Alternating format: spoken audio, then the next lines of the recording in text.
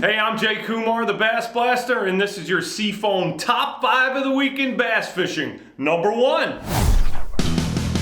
Alright, starting it off with the Beast. No, not that beast, this one. That's the Beast Coast Fishing OW Sniper Jig, which has been making more and more appearances in big smallmouth tournaments over the last few years. What's the deal? Well, we at the BassBlaster talked to Beast Coast frontman Derek Carr. Nah, not that Derek Carr, this one. Yup, and the guy who specified this beast of a finesse football jig, Travis Manson of Smallmouth Crush. Now here's a short version of what they said that makes this jig great. No weed guard because it's for open water, which is why it's called the OW, Open Water Sniper Jig. A real good 2/0 BKK hook, and man, we've been seeing those BKKs pop up more and more lately. And a hand-tied skirt, and that's because Derek says collared skirts bulk up the jig too much. Now it's tungsten too, but they also have a lead version. To me, one of the key parts is that skirt. It's sparse, and even sparser if you get one of the MB colors, like this one. Travis says MB is a tribute to a guy named Paul Schiffer, who years ago told Travis about a football jig he made that only had 6 strands of skirt, called the Magic Bug. I mean, talk about sparse. But Paul was catching them on it when no one else could get a bite. Now the sniper jigs obviously have more than 6 strands, but those MB colors do have a lot less skirt than most jigs do. Bottom line, it's a real good jig that gives a lower key presentation, which with all the pressure now can be a real key deal, especially in multi-day tournaments. Sneak up on the fish and snipe them. Hey, that reminds me, God bless our military, man. We love you guys. Number 2. Ever not put salt on something? That's just gross. Yes, salty. Yes, that was good.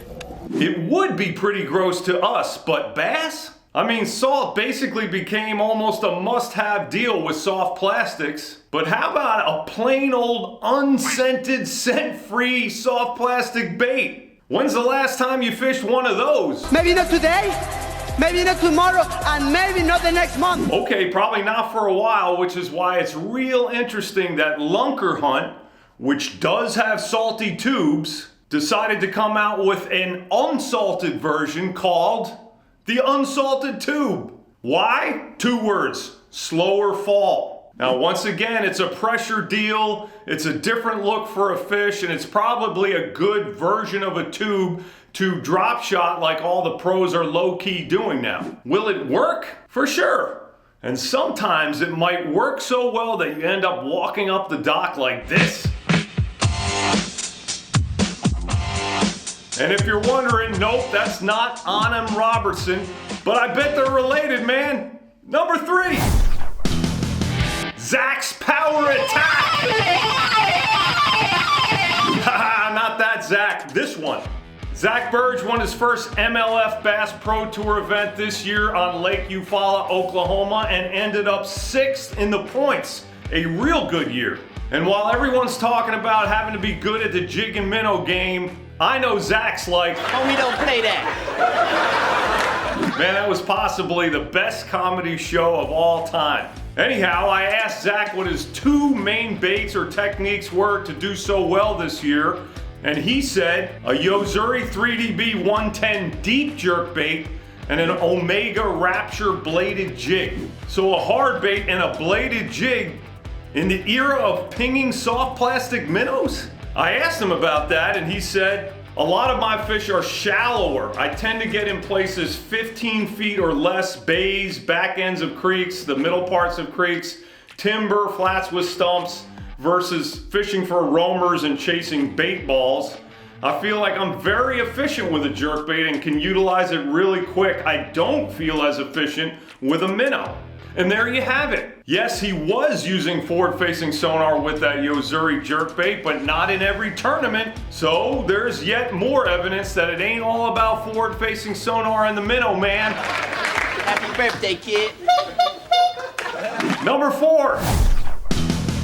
who is Logan Parks? Well, he was a Bassmaster Elite Series rookie this year, but he first got nationally known by being one half the team that won that Bass Pro Shops US Open tournament that paid $1 million to the winning team.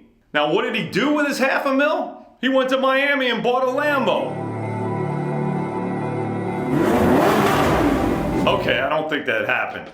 But what did happen is he started a real cool tournament where he brings together college and high school fishermen, which is almost the entire point. That's because Logan grew up. I grew up in a tough neighborhood. He grew up where he really didn't have anybody to teach him about serious bass fishing. But luckily, the guys at Auburn University were close by and taught him and some other aspiring tournament anglers a ton. So that light bulb went on for Logan, and when he had the means to do so, he decided to bring a version of that same experience to other high school and college fishermen. He does it once a year through the Nitro and Abu Garcia sponsored Logan Parks Fishing Foundation Insane Tournament, where high school fishermen get mentored and things like this and this and this happen.